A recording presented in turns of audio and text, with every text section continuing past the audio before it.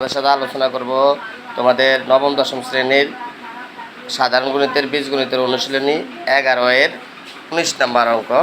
19 নম্বর অঙ্কতে দেওয়া আছে, দেখো, যদি lx my nz হয় তবে দেখাও যে x² yz plus y² zx plus x² xy mn/l²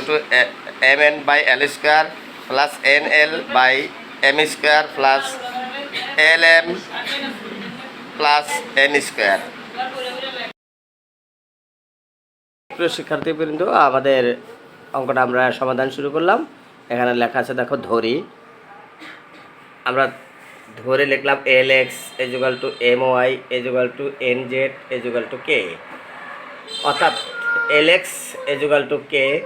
এখান থেকে যদি আমরা এক্সটা রেখে দেই আর এলটা এই পাশে নিয়ে আসি, এলটা এখানে গুণে আছে, এই পাশে আসলে ভাগে হবে k/l। ঠিক একইভাবে my k, আমরা যদি ওয়াইটা রেখে দেই আর এমটা এই সমানের এই পাশে নিয়ে আসি, এমটা ভাগে চলে আসবে k/m। ঠিক একইভাবে nz k, অর্থাৎ জেডটা যদি আমরা রেখে দেই তাহলে এই পাশে কেটা উপরে যাবে আর এনটা নিচে যাবে, k/nz। এখানেও একটা বা আছে।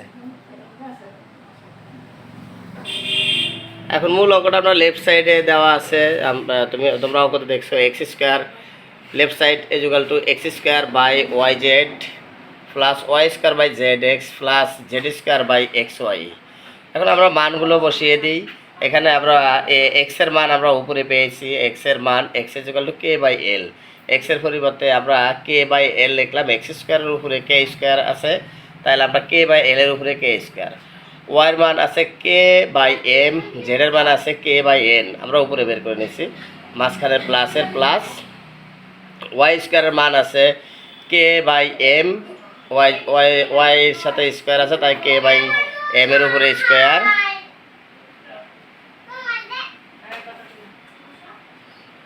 নিচে আছে zx, জেডের মান দেওয়া আছে k/n, এক্সের মান দেওয়া আছে k/l।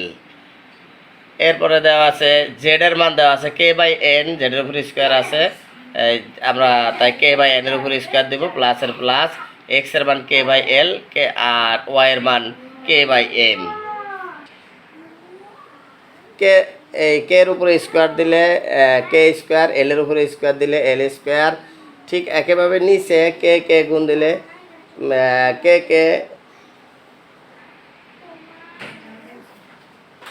এই কে গুণ দিলে k²। আর এই যে এটা একটা নিচের ভগ্নাংশ, এটাকে যখন আমরা পাশে নিয়ে যাব তখন এটা গুণ হয়ে যাবে।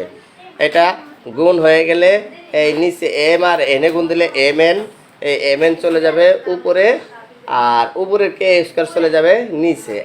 এখানে ছিল কে গুণ দিলে k²। ঠিক একইভাবে পরের অঙ্কতে আমরা দেখলাম k²/m², ও নিচে আছে কে গুণ দিলে k², আর এই m আর এল এ গুণ দিলে nl। শেষ রাশিটাতে ঠিক একই রকম k²/n², ml উপরে যাবে, নিচে k²। এবার আমাদের হচ্ছে এই উপরের k² আর নিচের k² এর কাটা, এখানে উপরে k² নিচের k² কাটা, এখানে উপর k² নিচের k² কাটা। তাহলে এখানে কাটাকাটি যায়, উপরে রইল m, নিচে রইল l², এখানে এই প্লাসের প্লাস, এখানে কাটাকাটি যায়, উপরে রইল l m, নিচে রইল m², মাঝখানে যেটা রয়ে গেল nl m², ml, এটা লেখা যায় lm/n², কাটাকাটি যায়। আর আমাদের রাইট সাইডে এটাই বের করতে বলছে mn/l² plus nl/m² plus lm/n²। এটা রাইট সাইডের সাথে মিলে গেছে, তাই আমরা লিখতে পারি লেফট সাইড সমান রাইট সাইড।